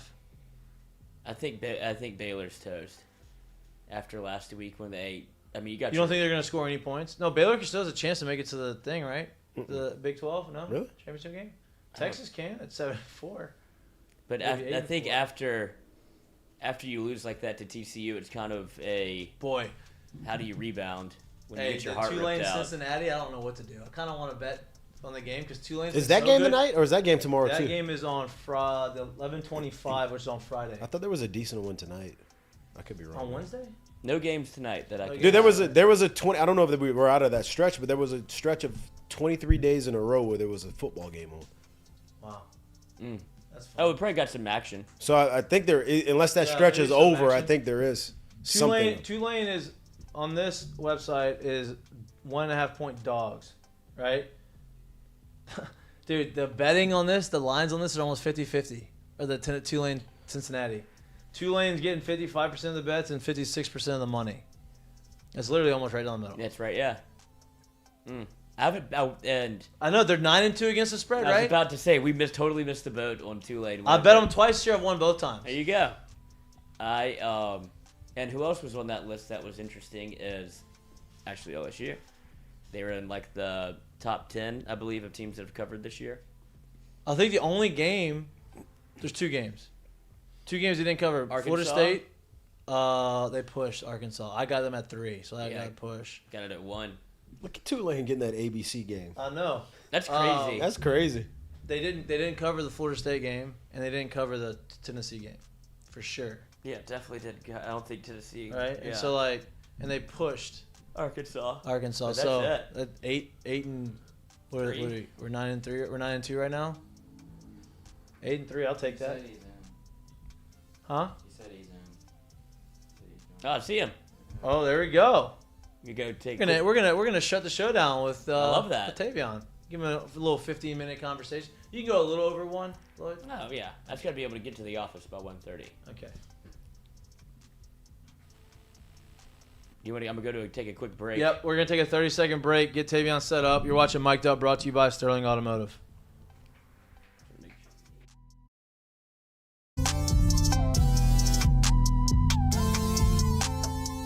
Hey y'all, it's Mikey from Mik'd Up. I want to talk a little bit about my friends down at Sterling Automotive in Lafayette. They're locally owned and operated for over 25 years. They have 13 locations, 4 in Opelousas, 5 in Lafayette, 1 in Broussard, 2 in Jennings, 1 in Crowley. They sell any type of car you could possibly find: Buicks, GMC, Ford, Lincoln, Chrysler, Dodge, Jeep, Ram, Hyundai, Genesis, and Kia, along with 5 pre-owned locations. They have over 1,500 cars in inventory on site. Unbelievable service, unbelievable people. If you're like me and you're on the go, they can sell and they can ship you cars up to 200 miles. Unbelievably convenient. Again, my friends down at Sterling Automotive in Lafayette, go to their website at saveatsterling.com. Awesome people, go check them out.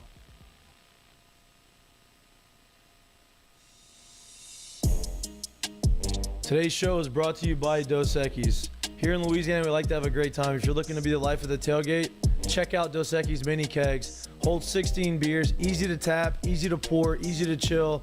Check it out. Become a life of the party. You're welcome.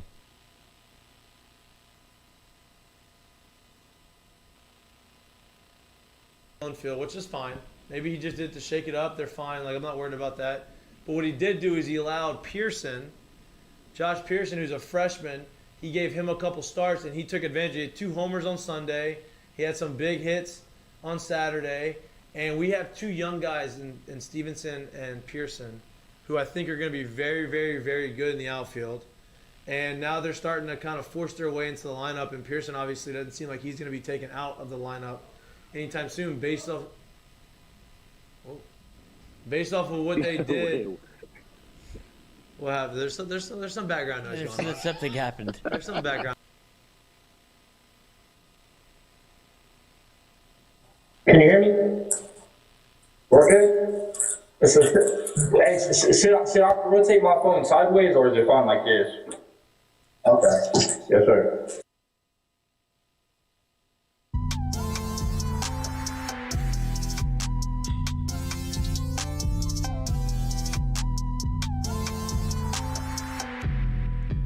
Welcome back to Mik'd Up. We're brought to you by Sterling Automotive. We are excited to introduce our next guest. I'm happy that he has a little time off. He just out of practice. That's Thanksgiving break.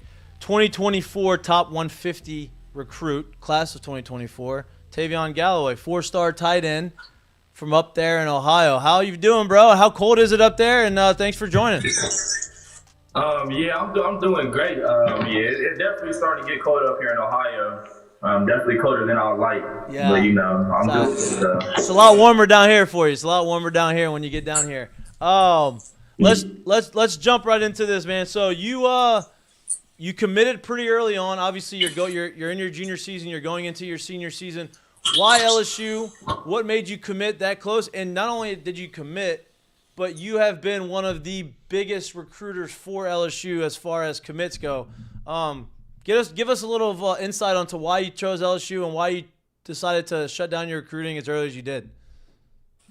So for me, one of the biggest and greatest reasons of my commitment, especially so early on, was just the connection I was able to build with the whole entire coaching staff, from Coach Denbrod, from Coach Kelly, just everybody. I feel like I was just really able to build a real genuine connection with, and it was just a place that I loved. It's down south, it's SEC football, Louisiana State University. It doesn't get much more better than that. And really just everything. I love the food down south. I love the weather. Everybody down there just has that southern hospitality, which I love about it. And just the program, I know the winning program that Coach Kelly's able to build, and I really just trusted the BK effect, as people call it.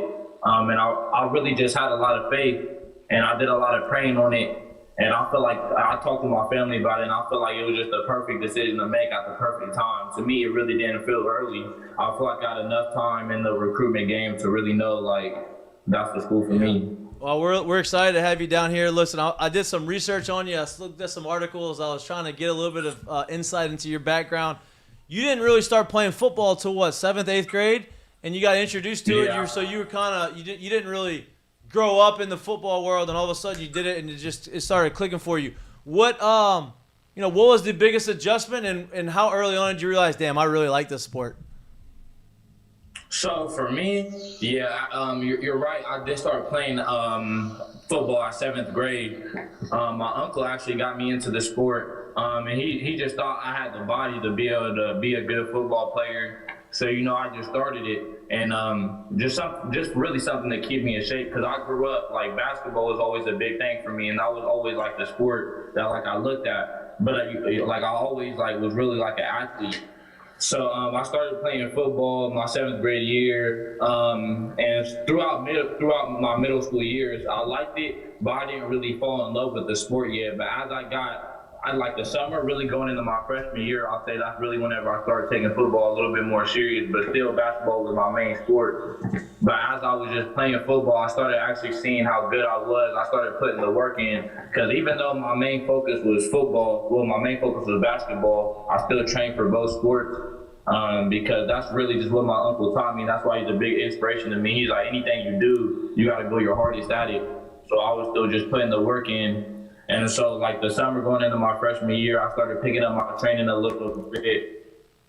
I wasn't just an average football player. I seemed a little better than the rest of the guys around me.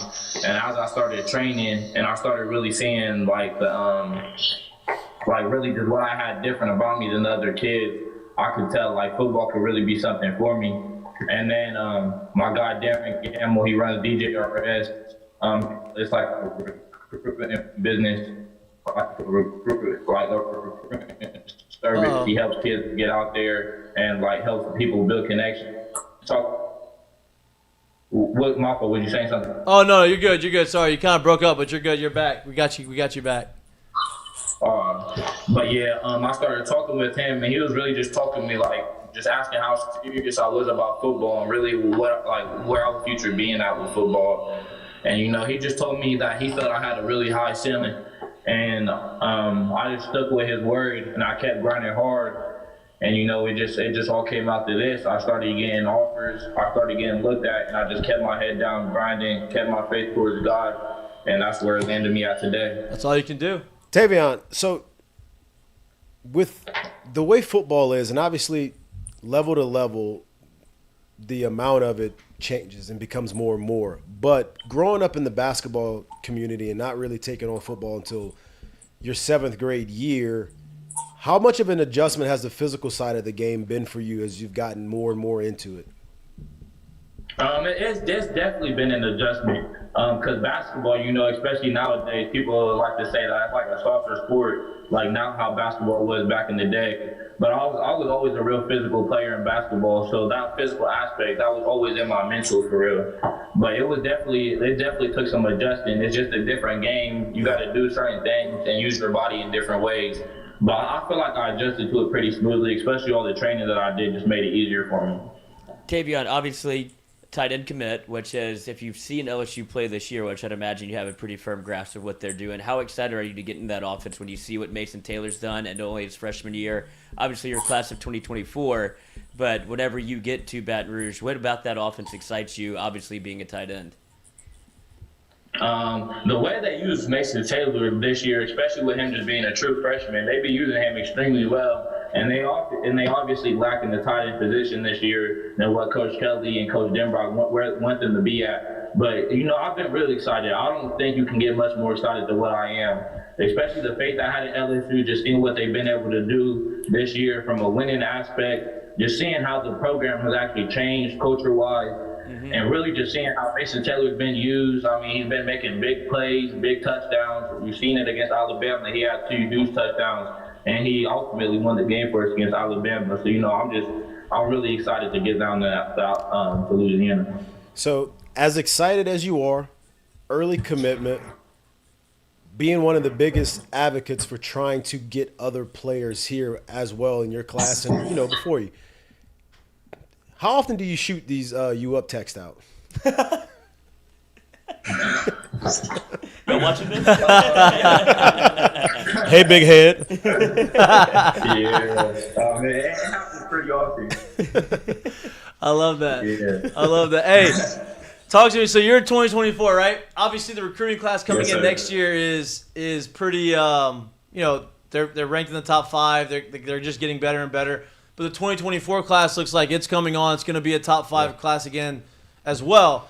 You are a big advocate. You're a big recruiter. What can we expect from that 2024 class whenever y'all do get to reach campus? And by that time, you'll be in Brian Kelly's year 3 of Brian Kelly, and it'll be kind of the machines just kind of going. What can we expect from the class and the other guys that you have coming in with you? I feel like you can really just expect great people, great athletes, and people that's going to do all the other things even outside of football, you know. And but I feel like we're just going to all be hardworking people. From everybody that I talk to, everybody seems high on faith. Everybody seems like they're really committed to their craft, and I really love that. And everybody seems like they're really bought in to what Coach Kelly got going on in Louisiana. So whenever we all get to Louisiana, I think we're all just going to be players that just put our head down, get to the work, and the outcome's going to be great. I love that. Hey, so last question before I let you go. You were on a visit, right, in LSU against when LSU played Ole Miss, top 10 win, had the field rush. Were you on the field, one, and two, how atmosphere for you while you were here? Yeah, as soon as the game was coming to an end, I was like, I already know they're gonna try to rush the field. I seen everybody running down there, so I had to get down there too. I met a couple of fans, took some pictures with them, asked them how they thought about the game and things like that. But I had a great experience. I feel like every time I've been to LSU, it's been a great time, even if it was a game day or not. Yeah. I've been showed a lot of love by the staff. Loved by the fans, and just everybody in the community has showed me lots of love. And I seen everything great. Everything that I seen, it looked perfect, and it looks like the type of program that I want to play for. Well, man, we're looking forward to having you here. I know Brian Kelly and the crew over there is looking forward to it. Hopefully LSU can finish out the season strong tomorrow or this weekend, and then beat Georgia, end up in the playoffs, so we can get a little bit more of a little more pub and a little more you recruiting for us on social media. So get that recruiting class going tight. Yes, get it. Yeah, bring those guys down here, man. I appreciate you taking time out of your day after practice to come and talk with us. We'll have you back on again soon. And where are you right now? I'm actually at my house in the basement. Yeah, in the I basement. figured he was in In the Ohio, basement. bro, you gotta have Yeah, basements you up there. gotta We don't have warm basements. somewhere. No basements down here. Hey, so I didn't want to pronounce the city. I didn't want to pronounce the town that you're from. How do you pronounce it?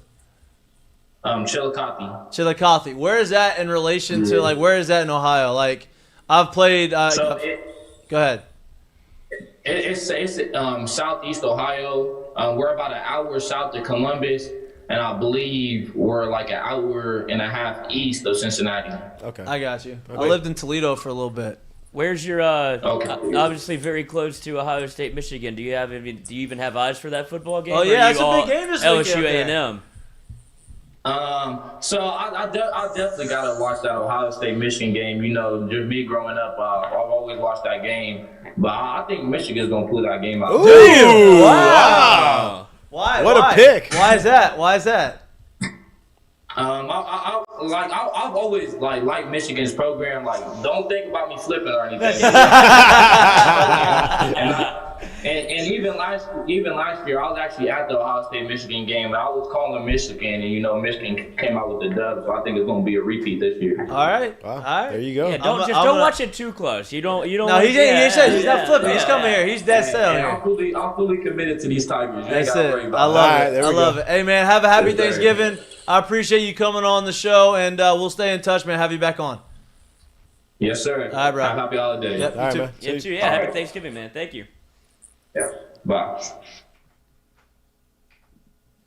Loves LSU. That's all you can hope for. Is everybody loves LSU that wants to come down here. You couldn't get a better answer than that. He's smart to get out in front of it now. Yeah. He knows how LSU fans are. That was It's gonna it. be posted on That was it. I like every Tiger Droppings threads like, oh, he's going to Ohio State, Michigan. Hey, you know what I respect? Got goddamn Lloyd Courtney over there. You know what I respect about him and how he goes about this whole thing is he doesn't hide how much he likes and wants to be LSU, how much he enjoys being recruited by LSU, and how much, kind of like the fan of him being he's a fan of LSU. a lot of guys come in and recruit, they act too cool, and they're like, this or that, and like they still act like they're like, they still want the love. Yeah, it's right. You get more love this way. Yeah, and I respect that. I respect that he's recruiting for him. I respect all that. You need one in every class that is definitely going to hammer home like Jay Mitch was saying, like, I'm texting everybody. You up? Yeah. Hey, Big Ham, I'm going to LSU this weekend. When you coming in for the I like it. visit? No, for real, though. He seems like wise beyond his years, man. Like, like you said, like, he's got his stuff together. He knows where he wants to be. He knows what he wants, which is why he's doing the things he's doing. It's pretty cool to see that. I mean, it is early to shut down your recruitment like the way he Yes, has. He's got a whole year. Yeah. But when we talk with Shay about this, he's like, don't worry about guys that are committed other places. But whenever you talk to Tavion, whenever you talk to Tavion, it's like feels like you're pretty safe and thinking he's. Yeah, there's a few guys that like, hey, once they commit, they're here, right? They ain't moving. You know what I mean? Like Will Campbell and those guys, when they came in, you knew. Like, you know what I love too about him? I don't know much about his high school coaches at all, but like for him to be that young and to get in football that late, and for it to obviously be that obvious to the eyes. Yeah, you come to a great coaching staff. Like I feel like there's the ceiling's so high, especially for in the him. tight end position. Here I feel like the ceiling's so high for him, and that's pretty cool. Well, here's the deal: he played basketball his whole life. I think that's a big huge advantage for him in the football field because Footwork, one, he's a tight end. hands. His feet have to be good. He's light on his feet. He's got great hands. He understands how to contort his body and put himself in a position to get open, block people out. Basically, I think he's gonna be huge. And I think classic jump ball. Yeah, no doubt. And you have Mason. He'll come in. Mason Taylor will be a junior, right? Yeah. No. He'll be a sophomore next year when he's a senior. He'll be a junior when he's a freshman. Yeah, he'll be a junior. Okay, he'll be a junior. So you'll have two. You'll have the two tight end look that you want. Don't we have two tight ends committed in that same class? One's a 23. Oh, well, that's it. They're doing what they want to do. The 12 personnel. Hey, exactly. You fill it. I don't know why you hate the 12 personnel. About that. Everyone, I can tell you right now, every coach dreams of being able to use 12. Yeah. Oh no, I know. And it doesn't matter if it's from the shotgun or under center. Like they dream of that. LSU It is got an absolute 14 mismatch. personnel. 14. Everyone has it. Just how much you use it. How much you trying to use it? All right, I know you gotta get out. Let's get to the seggies before you go. I do. I have the Not My Fault. Not My Fault, brought to you by Dozy Place. Was actually a burger sounds really good from Dozy today. Oh, you got to go light today. I know you gotta go. Big day the next 2 days. I'm going hunting this weekend. That's turkeys? confirmed now. I'm going duck hunting this weekend.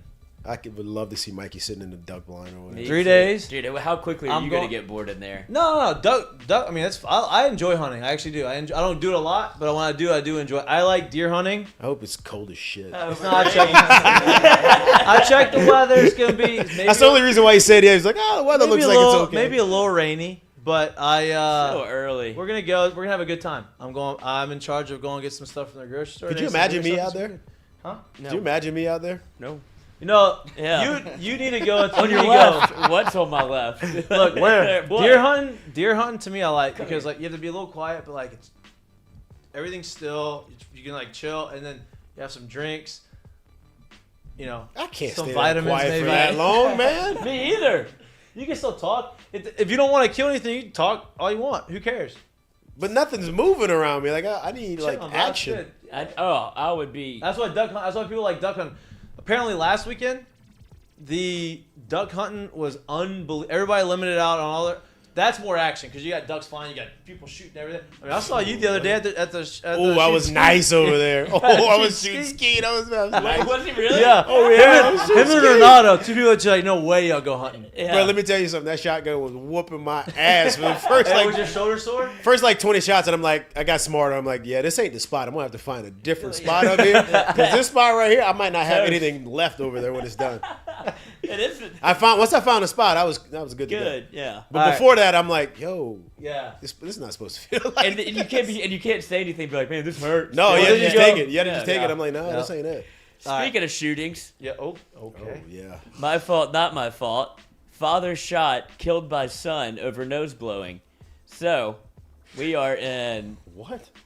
Where are we? This is in Baton Rouge. It's in Baton Rouge, yeah. The BRPD, the Baton Rouge Police Department, is investigating after a man was reportedly shot and killed by his son. According to authorities, Adam Carter, 21, shot and killed his father, Ronnie Carter, 64, for blowing his nose. Adam Carter told authorities he became very enraged when someone blows their nose, which starts an argument between him and his father. So this guy hates when people blows their nose, no matter who it is. Obviously, it's a real tipping. Well, point this guy, looking at from his picture, looks like he needs to blow his nose. That's what I thought it was him. I thought he was mad. He got the old Rudolph nose. He does. He's been into the the Peruvian Reds and the Colombian Whites.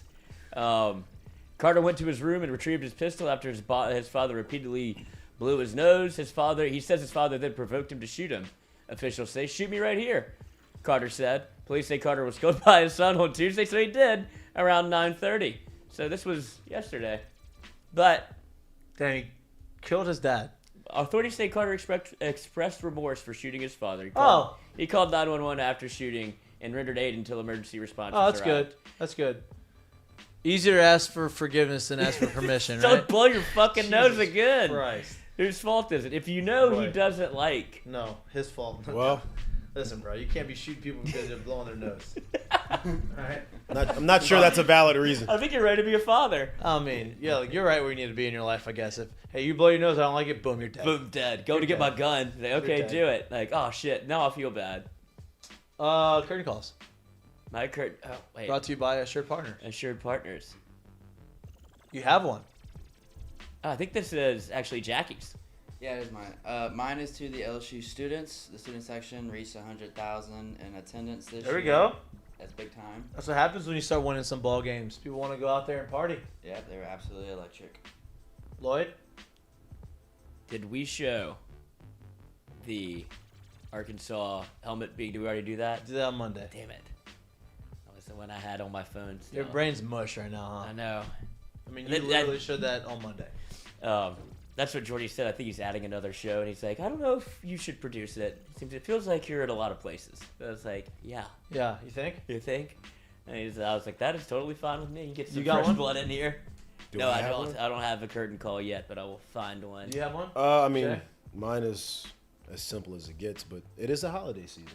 Tomorrow is a huge holiday, so curtain call would literally be Happy Thanksgiving to everyone that I don't get a chance to tell Happy Thanksgiving to. My curtain call. Stay out the bar tonight. Yeah, that's my curtain call. My curtain call are to all the go-hards out there. Young go-hards? The young go-hards. Don't fall. It's a big night for you. Just know that you have. Just know you moved on for a the reason. transition from Wednesday to Thursday, nothing better than that because one, you're gonna be hungover and you got nothing but food and alcohol and football in front of you, right? You can be lazy. It's the one day you can be lazy. You can get the tryptophan kicked in. You can fall asleep. But my current call is to the Wednesday night reunion of hanging out with all the people that you hadn't seen in a minute. You're back at the house. Maybe now you're out of college. You have a little money in your pocket. And you put yourself in a position where, like, hey, I feel good about myself. I'm going to go out here, and maybe I'm going to shoot my shot. Flex a little bit. Maybe I'm going to shoot my shots that I didn't get to shoot when I was in high school or in college. And I'm going to go out there, and I'm going to see what I got because you got a lot of people doing a lot of the same things. And then waiting, this turns into Thursday when you got the itis and you're hungry and you keep looking at your phone and you say, why did I do that? Well, then you're old enough now, and you got to pull up. Oh, this is This bad. is bad. Oh, This this is- is I'm just bad. not going to respond to this. I didn't do that. You pull up to your parents' great house time on last Thursday night, on Thursday morning after a Wednesday night because you're obviously you're out of college and you have your own job, but you have to stay at your parents' house because that's where you're visiting. You show up at about 8:30 in the morning, 9 o'clock in the morning, and like you look a little rough, and you gotta walk in there to your family and you gotta explain where you've been, and then you gotta rally and go to the big Thanksgiving celebration that you got. Oh, So there's nothing that's worse my than current call. the hangover at home when it's like, what are Yep. you doing? It's like, no, I'm fine. Oh. I'm good. Yeah, I just like football. That's my current call. Is the door unlocked last night? Also, a current call, Coach L. I heard the door chime at 2. Coach. That's what I was gonna do, but I didn't want to do you it can twice. do that one. You can do that one. I have it actually pulled up over here. But then I found this also. Look at these helmets. They are absolutely unreal for Army and Navy. You got the Moon Man. Whoa. We never got on the moon though. No, we haven't been, but We it never would be went to the cool. moon. It would You be and Chris cool if we McGee. did. Oh, boy. I don't know. Chris McGee actually, that was the one thing Chris McGee told me. I was like, damn, I never thought you would be a we didn't get to the moon guy, but I think he makes a good case. I don't know if he ever went to the moon. Who knows? The only people I know. I saw a comedian say, it's so funny. I think I showed this thing to you where the comedian was talking about, there's no way you can not believe in any conspiracy theories. He was like, I can understand not believing in all of them, but he was like, just think of it this way. Like the government That's my thing too. He said the way he said it, the way he phrased it was like the government is responsible for like all the peoples. He goes, I got one son. I love him very much. I mentor him the best I can, and I lie to that motherfucker all the time. So you just think the government's telling us the truth all the time? I tell him what I want to tell him. Tell him what he needs to know. I lie to that motherfucker all the time. That's funny. Some bitch is dumb as hell. Speaking of liars, here's our one true king. There he is. Look at him. At Notre Dame. I think his son coaches there. Has to. Oh, man, the first comment. My bad, coach. This guy is such a fucking sausage. Oh, man. That's brutal. But I don't get that. What is a sausage? Like, I like sausage. yeah, just that's what he looks like. Same window as the hot dog company. They're like, what the fuck? I mean, he was unbelievable. You think they go to that? Why is he here? Let's go kick that ass. Coach Obi, Coach Obi.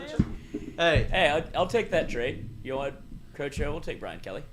I think they're happy with Mark. I think both schools are happy, which all that matters, right? We'll find out. USC, Notre Dame. Yep, big win. Ohio State. Marcus Michigan. Freeman has done well this year for them. So He does. Yeah. Brutal start. Brutal start. Great way to finish it. Hopefully they finish the season off strong for them. But enjoy your Thanksgiving. Happy Thanksgiving. Again, we have no show on Friday for the Thanksgiving holiday. If you're traveling, be safe.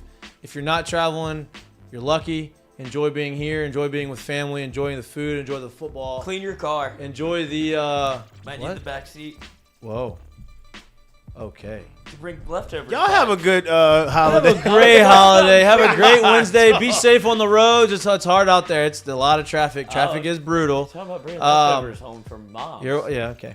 You got the front seat for that. Oh. Mm-hmm. You're watching Mik'd Up and listening to Mik'd Up, brought to you by Sterling Automotive. Like I said, enjoy your Thanksgiving. Happy Thanksgiving. We'll see y'all again on Monday.